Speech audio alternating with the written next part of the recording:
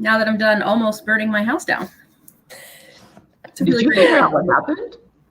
I still don't know what happened. All I know is getting out of the shower and suddenly one fire alarm goes off, then the next one goes off, and they're all downstairs.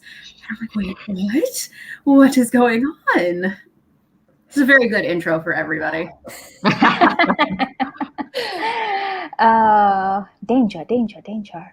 I know, and the house is still standing, so we still don't know what it was. But on that fun note, good morning, everybody. Hello. Hi. Hi. Happy Saturday. And today, I'm trying to think that even in the future, for those who aren't live, today, the Feasting Females are talking about the Book Buffet Readathon. But first, let's all just reintroduce ourselves. I'm Kim. Thanks for stopping by Bookmarks and Breadsticks. I'm Rosie. I make booktube videos at Rosie Cockshutt and talk about a little bit of everything. A real book buffet. I'm sorry, I had to. How many food puns can we make? I mean, this is the show to do it, if anything. I'm Amy, and I'm over at Potatobrarian, and when I am on BookTube, that is, I talk about sci-fi fantasy books along with like mystery books and other things too. But yeah, like updates have been sporadic thanks to the UEFA Euro Championships. My name is Amrita, and my BookTube channel is AmritaByTheBook. And I am also a book buffet, much like Rosie. Yeah, very excited to be here. I'm a little bit, if you see me right now, I'm just letting Twitter know that we're doing the live. So, yeah. You're so much more dedicated than I am. I should probably do that too. I am jumping around right now to sound the alarms. So first, as we tell friends that we're live, what is everyone currently reading right now? Oh, many things. Yes. I was actually this. Sorry, go ahead. Go ahead. No, go ahead. This morning, I've been listening to the audiobook of Mansfield Park by Jane Austen for Jane Austen July, and I still can't decide if I agree with Amrita, who hates Fanny and Edmund, or with Scott or Nell. I'm not sure who it was of Gunpowder Fiction and Plot, who commented on my TBR and said it was their favorite Austen. So I'm like, two very wise people with I haven't decided where I come down yet. So no, it's a great novel with the worst characters. Okay.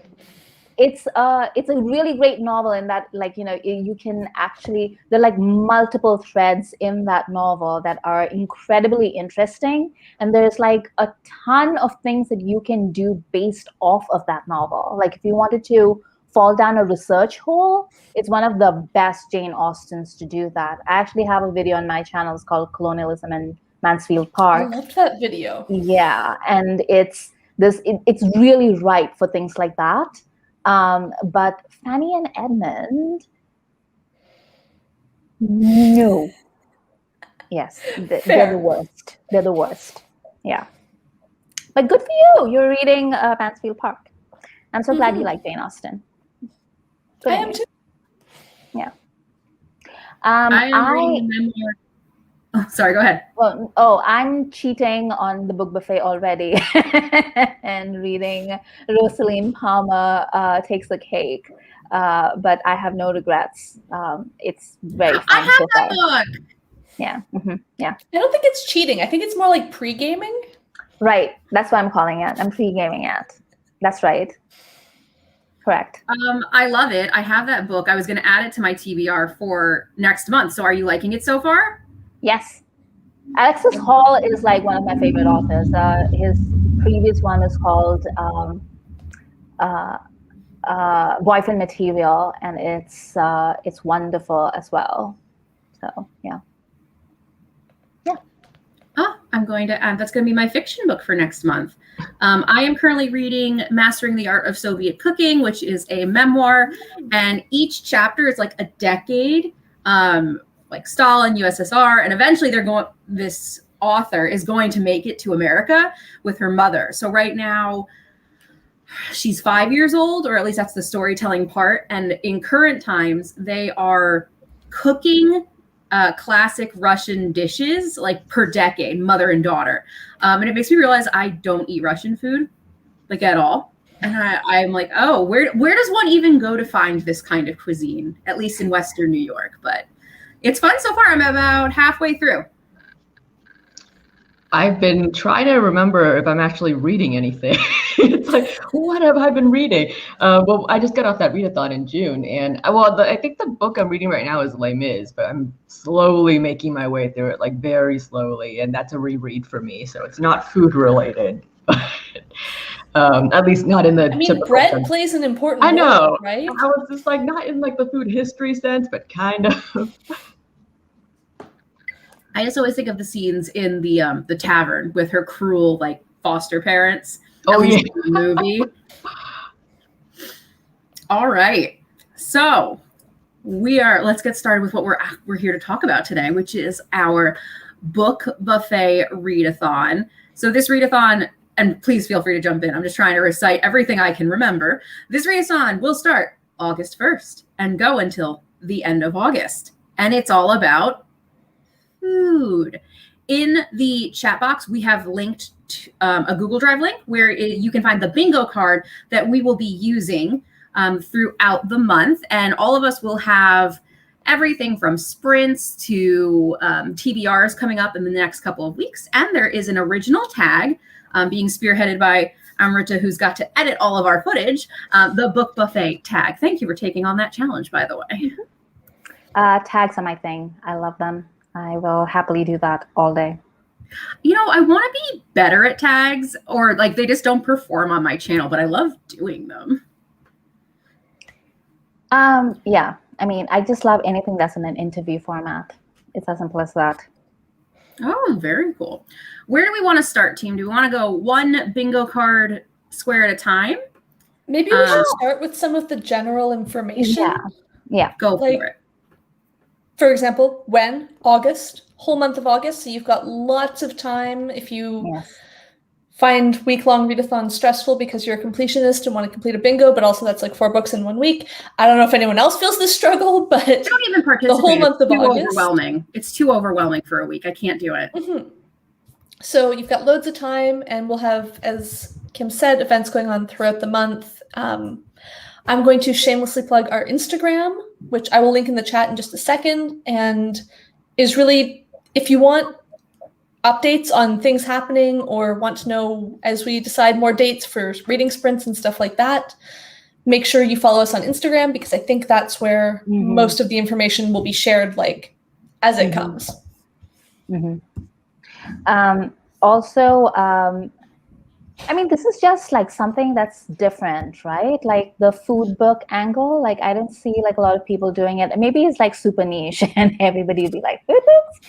But I feel like the 4 of us, we have ended up reading quite a few things around food, and food is having like a real moment right now. And there's that really good food writing out being published recently.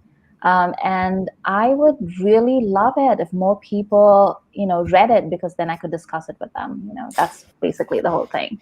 Yes. We're essentially going to rebrand Feasting Females to Feasting Friends. We want to have more people in these discussions and guest chats. And also, I want someone else to be hungry like me when I'm reading. I often feel left out. I'm like, is anyone else like starving when they read every book? Because I am all the time. Yeah. Sorry, I'm just doing all sorts of like social media stuff and letting people know that we are online, so that no worries. No worries. Oh, look, the book buffet Instagram already has the bingo card up. Thanks, Rose. Yes, just posted that, so another place to see it. Amazing. So to help people who maybe are not familiar with food writing, or they want to foray into this genre with us, we will be having one group read that all of us will be reading together. And we'll probably talk about it at the wrap up at the end of the month for the live show at the end of the month, excuse me. And that's going to be Kitchen Confidential by Anthony Bourdain. There's a couple of reasons we picked this book, but I'll try not to geek out too much and let the others chat. But one of the big things is that Anthony Bourdain, when Kitchen Confidential came out, it really opened the door to back of house and the life of chefs on the line. And at the time, it was punk rock, it was sexy, it was cool, tattoos, drugs, scandal. Some things might not have aged as well with me too. I completely acknowledge. But this is the first of many of his books. And as the books go on, Anthony Bourdain evolves as a human and his stances as well. So I think this is a great place to start. Also, if you're an audiobook person, this is a widely available book. And Anthony Bourdain, may he rest in peace, but he does narrate all of his audiobooks, which I think is the best thing ever. But he just has like the most distinctive voice, and like even when you read him, you can just feel that you know, like how distinctive it is. And then to hear it in his voice, which is this deep baritone, I love that register. I mean, it's great. It's absolutely great. I highly recommend that book to everybody. He is always the person, like, who would you have dinner with, dead or alive? Forget my ancestors. Like, it's always something important. And also a plug for something else going on in the universe. There's a documentary coming out on July 17th, distributed by Focus Features, called Roadrunner. And it's actually a documentary about Anthony Bourdain. And it's a lot of footage prior to his death by suicide, and also what the world is like now that he's not around. And I think it just premiered this week, but I do think it's getting a pretty big pickup. So hopefully you can find it. We make no money on promoting this movie, but you do know that I got opening night tickets because I love Anthony Bourdain. Sponsor us, Focus Features. You know, I was an intern there. It was one of my first internships out of undergrad. Really? Yeah. I used to work in film, and I worked at Focus Features right when the movie Beginners came out, when Christopher Plummer played a gay man coming out at like in his 80s. Yeah, it was like one of my first of many unpaid internships, but I loved it. I learned so much there. That's amazing. So is this a reread for everyone? No. This is awesome. I cannot wait for you to My read first time reading this, yeah. Oh my gosh, I just cannot wait. So if anyone wants, obviously we'll all be reading this.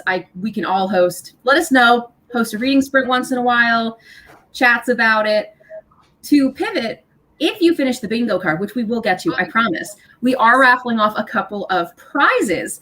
And keeping in line with Anthony Bourdain, one of the items is Anthony Bourdain World Travel. This book was actually finished by Lori Woollever, who was Bourdain's assistant for many years. So she traveled the world with him, did seasons of Parts Unknown with him. And originally, I'm only a couple of chapters in, so I will be putting this on my TBR for Book Buffet. But the first couple of chapters, they had one night, they're drinking, they're talking, and he mentions the idea of making a guide of tips for travel, tips from the airport in each of these cities. What are the local dishes you should eat? And she loved the idea, and she's been working on this for a couple of years to finish it. So because Bourdain died before this was finished, a lot of his friends and other chefs are sprinkled throughout here with quotes all about his world. And I'm loving it so far. And this came out in May after a year and a half of delays because of COVID. So we're going to be raffling off one of the hardcover. Yep. I need to get my hands on that. Like, now that you're talking about it, I'm just like, how do I not have this book? But I don't. I found it I pre-ordered through Barnes and Nobles, so it's pretty accessible. Lori also narrates the audiobook. Obviously, Bourdain passed away before he could, but part of what I like about the audiobook, or what I've seen online, is that other chefs narrate different chapters, and it's everyone basically having a man crush over Anthony Bourdain, which I love. I love that his friends continue. Understandable. Yeah. Eric Repair's in there. Eric Repair is one of my favorite chefs in the world because he just seems like such a sad person on the surface, but he's just such a thoughtful Frenchman with fish. I feel incredibly bad for Repair in particular, because he just loved Anthony so much, and he was the one that found him. I mean, that's just awful. Nobody should have to go through that. So, but he is a Buddhist, and hopefully he's found some way to I don't think he's ever spoken about what happened. But anyway, this is all like very sad stuff. Like we can move on. If you want a positive for him, he did release a new book called Vegetables this year with new recipes from Le Bernardin. And Le Bernardin was actually one of the first restaurants in New York City to open coming out of the pandemic. He installed these huge I don't know what to call them other than air purifiers, but something much more scientific. But he basically gutted his whole restaurant to build these filtering systems to help make his team feel safe. And throughout the pandemic, I think he and his team were donating, 150 meals daily for frontline workers. Wow. Follow him on Instagram. It's so cool to see the kind of work he's doing behind the scenes. That's when you know the difference between like the good guys and the terrible guys, because there's what Repair did, and then there's what like Gordon Ramsay did, which is like shut down his restaurants and fire his staff. So yeah. Anyway, I have thoughts about that guy, but okay. It's like that's not what we're here for today. Shall we go through the bingo? Yes. So that everyone knows what's happening. Mm-hmm. Do we want to go like one by one? Like we can start, maybe? Yeah, sure. How do we want to do it? I nominate Rosie to go first. Sure. I'm going to start at the top left and work across a row, then go to the next, if that makes sense. Yeah, we'll each take a row. Sounds good. So the first prompt that we've chosen is to try and include at least 40% BIPOC voices in your TBR.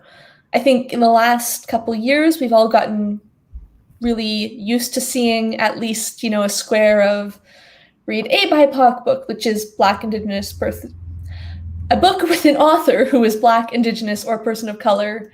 And that's become a pretty common thing, and that's great. I'm glad that we're all encouraging people to read diversely, but including one book, I think we can do more. I think we can, especially in a realm as incredibly influenced by diverse voices and cultures from around the world as food writing, I think we can definitely all find multiple non-white authors who are absolutely 100% worth reading and should be on our TBRs. So this isn't a prompt that you can exactly, I guess theoretically you could do it just standalone of all the other prompts, but what we'd really like to encourage you to do is when you're filling in other prompts, try and consider how you can add diversity to your TBR.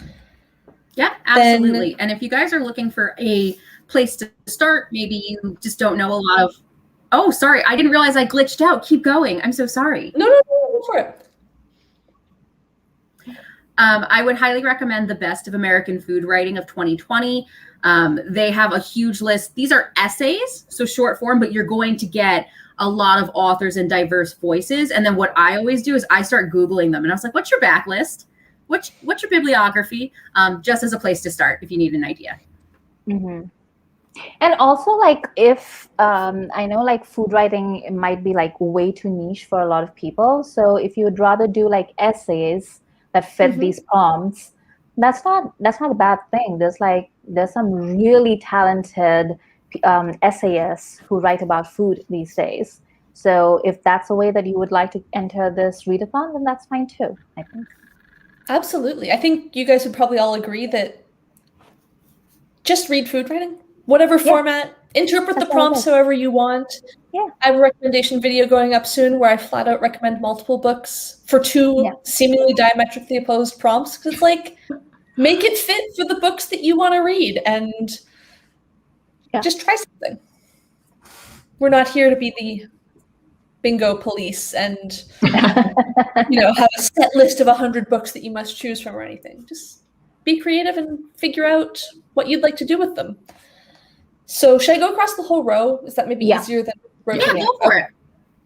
The next prompt is set on a different continent. So I think this is pretty self-explanatory. Read about a food from a different continent from where you're from, a chef on a different continent, a restaurant on a different, just read from where you're not from, basically. And as I said for the last one, the food world has so many incredible influences from all over the world. I'm positive that you will find something really, really cool to read about from somewhere else and something you might not otherwise have seen. then read a book with a movie adaptation. This could be potentially infuriating. Make sure you all check out Kim's Eat, Pray, Love video if you want something to hate read. I haven't actually read that book, so I probably shouldn't be so hard on it, but no, whatever. You should be that hard on it. You should be that hard on it. But yes, there are so many great books in this genre, from classics like Julie and Julia, and there's so many great ones. I'm not going to try and list them all here because we'd be here all day. Then our last prompt on the first row is to try and read at least 40% female authors. Very similar to the first prompt that I introduced. We would love to encourage everyone to try and be aware of whether they're letting their reading be dominated by just male voices, because as I'm sure a lot of you know, the food world has been a place where there's that classic thing of everyday cooking is women's work and not worthy of men, but at the high level where chefs actually get prestige, there tends to be an overrepresentation of men in the field. So make sure you try and find some interesting women in the field, of which there are so many. And this is also coming in the week that The Guardian published a survey that said, like how few men actually read anything written by a woman at all. Mm. You know, so yeah, definitely. Amy, do you want to do the next row? Sure. Okay, let me pull it up. All right, so the second row, first square, says moderator recommendation. And I think that's basically, we have a list of recommendations, right? Like a Google Doc. And if we don't yet, there will be soon. And okay, well, it's like, sorry, I have been in the Eurosphere for a while, so it's like there is a list. I don't think we've shared it publicly, but it's coming soon, guys. We're here to help. Yeah, and they'll be on our Instagram. Yeah, as and well. I'm assuming we'll all be like publishing or uploading videos about the readathon, so you could take one of our recommendations on there, and that would count for this square. And what's the next one? Okay, so it's fiction, because there are actually quite a few fiction novels about food. So you can, actually I would say, would you say it's easier or harder to find fiction books? I feel like I see so many fiction books when I'm looking up food books. I think it depends on what you're looking for. Yeah. I'm going to have a part of this, I think, was tough love for Kim, who reads predominantly nonfiction and food. I have found that there's been a recent wave of lots of great books that have come out. But once you it's like in the last 3 years, tons of books. And then you just have to go really far back. And they're not, how do I, goodness, I am like just rambling on. In the last 2 to 3 years, I feel like the genre of fiction with food is now becoming almost like a secondary tag or a buzzword, versus in the past, you might have had to it had food. Ta-da! Like, that's a lovely surprise. Does that distinction make sense? At least that's the vibe I'm picking up. Yeah. I mean, I think because I keep on seeing either cookbooks or fiction books, and if I want food history, which is what I like, then I have to actually type in food history and add a bunch of other tags in order to get it. So that is, so I think for this square, it seems to me that you'll be able to find something quite easily. But the next square is a new to you genre. So I think this one will be a bit more difficult for me, because I'm assuming it's like what you said, right, Kim? Like, if you haven't read fiction and food books, then you would try something like that. And I guess for me, I don't know what I could try, a romance book, because I don't read romance. That's what I'm doing. Most of you know, yeah. But there are so many romance books around food, so I guess I could try something like that. So that's like an example. And the next and last in this row is a translated work, which I am all about. So we'll try to find some recommendations for that, because I actually can't think of any. I'm sure there's stuff around. Oh, actually, there are some Japanese authors that have books related to food, but they're all fiction books, but I think they're all translated. So I can add that to the Google Doc. Yeah. Multiple prompts. Yeah, I have one fiction book that's 120 pages, probably novella length, that is translated. That's a big area for me to really stretch myself in. Is I know I read about different cuisines all over the world, but I've never read them like translated. So this is going to be a really fun one. So please share recommendations to me. Even the bookmarks and breadsticks expert still needs to be diverse in her reading. And there's also graphic novels and children's books. Now that I think about it, I'm like, wait a minute, there are a bunch of children's books that have like pictures and talk about food. Oh my God, we could read a manga. Oh my God, the light bulb just went off. Oh my gosh. There's one I've been eyeing about bread. Bread. Oh my gosh, tell me more. It's time. Yeah, I don't know. It's about this. I only saw like the brief summary because I was looking at food anime, and this kid basically, I think he tries to learn how to make the best bread in Japan or something. So that is, I'm hoping that's what it's about, and it's not about something else with like bread as a like background, but we'll see. I'll let you know. Yeah, there was one manga I was looking for. I read this scans years ago called Bartender, and they never translated it to English. It's only available in Japanese. And I'm so sad. My little sister can read Japanese semi-fluently. I cannot do that at all. So I'm like, I want to support the author, but I can only find scans. Oh, yes, Beth. Food Wars is a very popular food manga series. That's shonen, I think, is the subgenre. Yeah, but it's a bit strange. I couldn't get into that just because the first few episodes, I was like, is this really? I mean, they're cooking, but weird stuff is happening. And I'm just like, yes, I'm a prude. I can't take this. I know, the food orgasmic scenes, and you're just like, her clothes explode. That's why it's, I guess, targeted for boys. Anyone can do whatever they want. But I remember watching the show, like the anime, being like, no, I'm done. Hard pass. Hard pass. I guess I'm a prude too there. I did steal the ending song from my playlist though, because it's a nice song, but yeah, I couldn't keep watching. Do you guys want me to take the third row? Sure. Okay. Third row, a new to you food. And this doesn't have to be a specific item. It could be a whole cuisine. But an example is I have a book called Pawpaw, which is all about an American indigenous fruit called the pawpaw. So if you want to read about something you've never learned before, I have to go find that book. That's actually wrapped somewhere. Anyway, digress. That's a really fun one.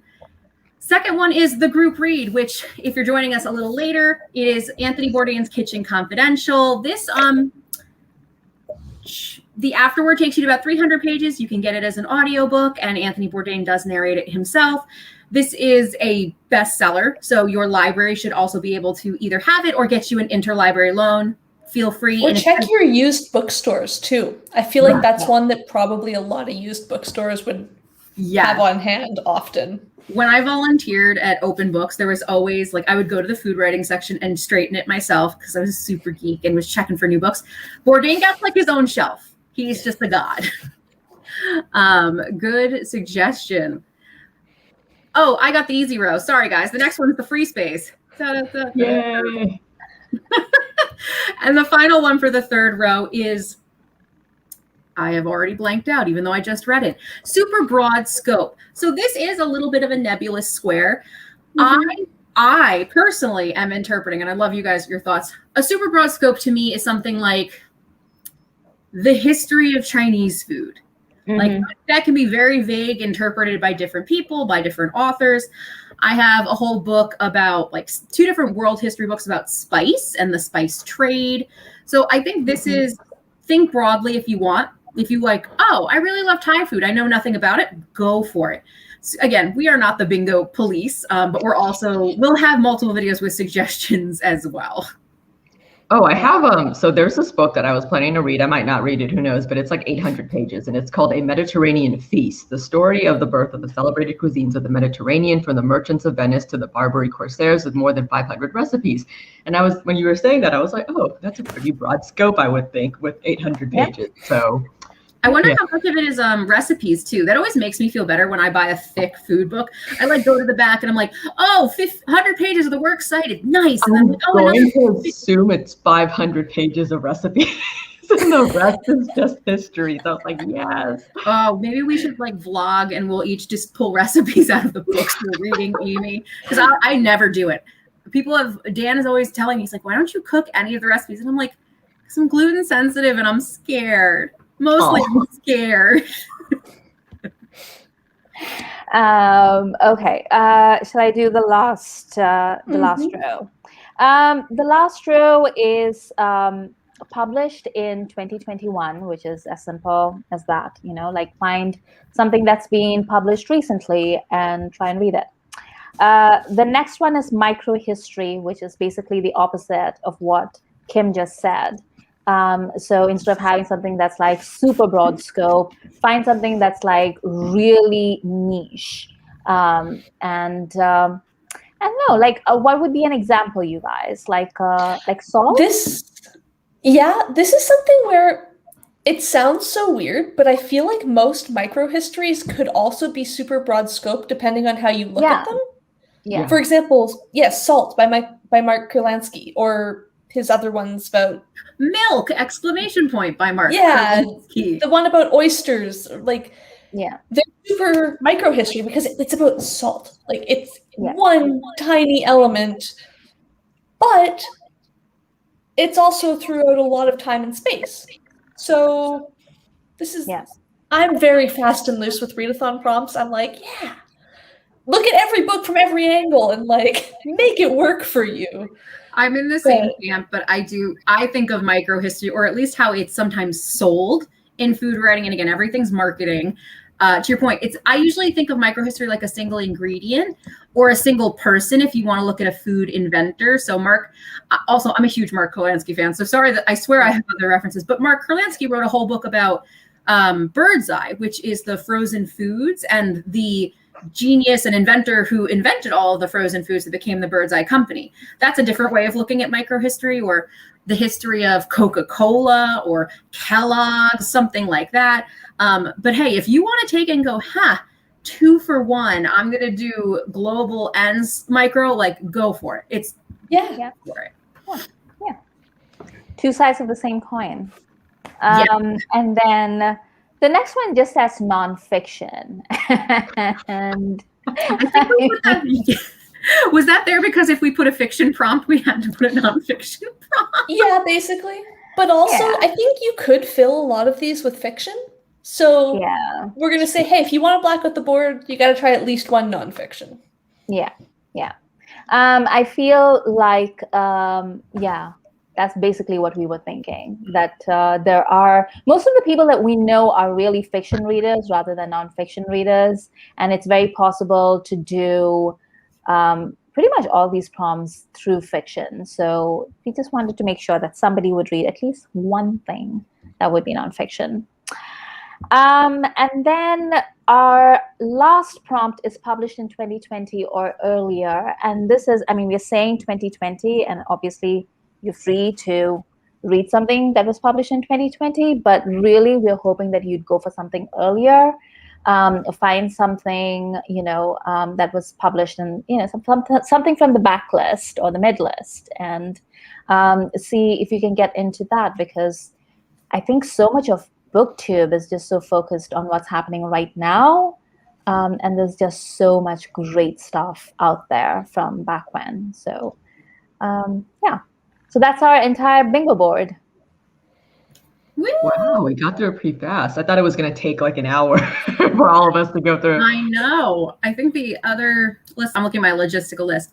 In terms of timing and other content that's coming out, at the end of the month, each of us will be uploading a loose TBR.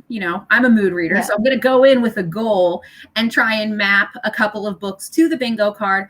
I will also put together recommended reading lists for a couple of different prompts. I've already done, unintentionally did a whole suggested reading list of adaptations that are now Netflix shows. And I didn't go into that sitting there, and then mid video, you can just see the light bulb go off across my head. And I'm like, oh, duh. And also, final thing, and then I promise I'll breathe again. If anyone wants a buddy read, if you guys are new to the food writing space and you guys are like, or you want a recommendation, feel free to tap any of us. I love buddy reads. I took a couple months off, but this is my happy place. This is Christmas, and you're all coming to the holiday party reading books that are my happy place. So it seems like I never finish anything, but I actually do. So it's like I can finish things. So if you want a buddy read with me, let me know and we can read something. So apart from our moderator recommendation list, we'll all have like TBRs by the end of this month. So you can check that out and you can see what we are planning to read. And it's bound to be an incredibly varied list because we, all four of us, read we have very varied taste between the four of us, even though like we intersect at certain points. So you're bound to find like very different suggestions from the four of us. So you can use that as a guide as well. Should I just fill my bookshelf and just like one cover after another? It's going to be such a pain to edit though. Oh my gosh. I mean, look, if you for some reason want to hear all of this information again, although I can't imagine why, I have another like shorter announcement video coming out tomorrow. And I think I actually say, if you want to read basically any book of food writing, just check Kim's channel because she's probably recommended it and you could include it for the moderator recommended square. Oh, that's true. Kim's channel is also basically just entirely recommendations for this. Maybe I'll just leave the camera on and pull out each book and then play it at like 300% speed and just put a soundtrack. Like I won't even voice over the names of these books. I'll just go boom, boom, boom, boom, boom, boom, boom, boom, boom. Yeah, I think that would work actually. Do that.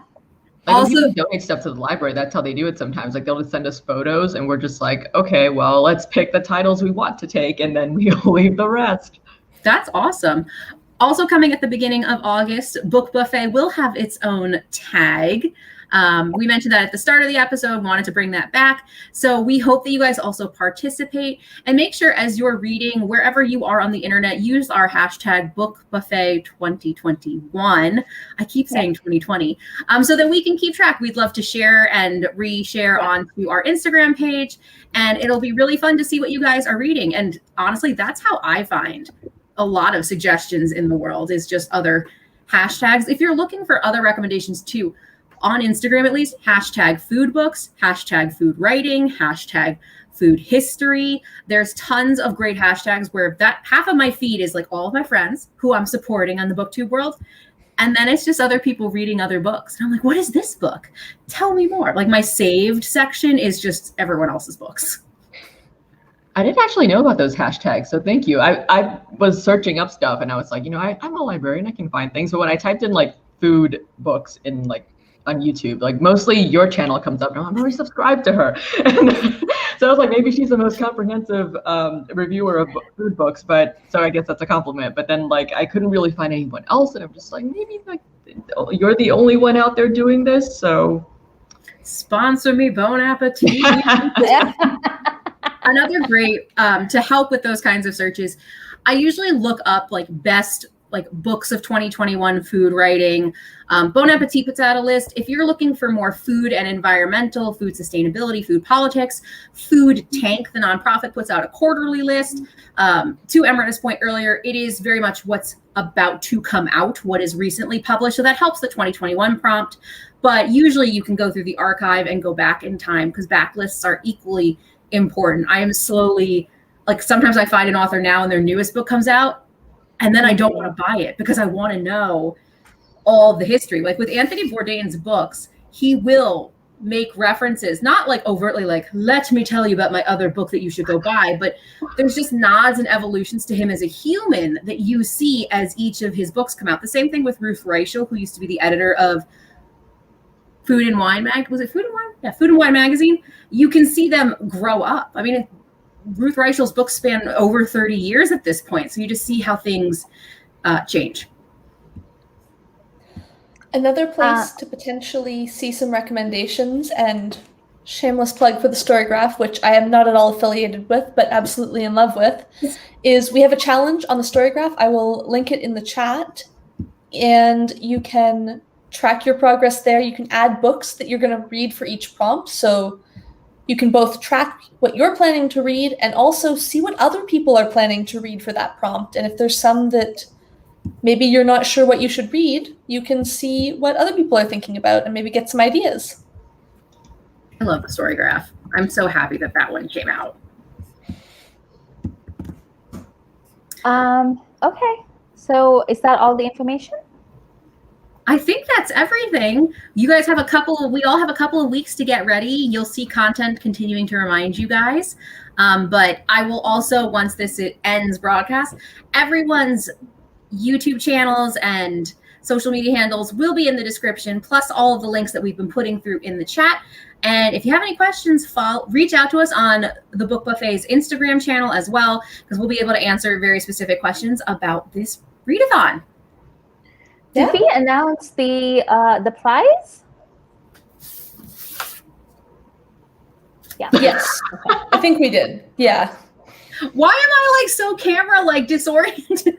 No, we can end on a positive note. As a reminder, we will have a raffle during the concluding live show at the end of August, where we will be raffling off a hardcover of Anthony Bourdain's World Travel that just came out in May after a year and a half of delays. So very exciting. And don't forget that our group read is Anthony Bourdain's first book. So nice to just be the Anthony Bourdain fan club. I'm totally kidding. Oh, also, it's internationally open, right? The raffle? Yes, it is. Yeah. This is a brand new book. If we will contact you separately, get your address, and we'll find a vendor in your said country or location and get that book to you. Yep. Awesome. Okay. Well, thank you, everybody. Happy reading, and we hope that you join us for the Book Buffet. Yes. And make sure you hashtag everything Book Buffet 2021 so we can share it and enjoy your content as well. Yep. Great. Have a great day, everybody. Bye. Bye.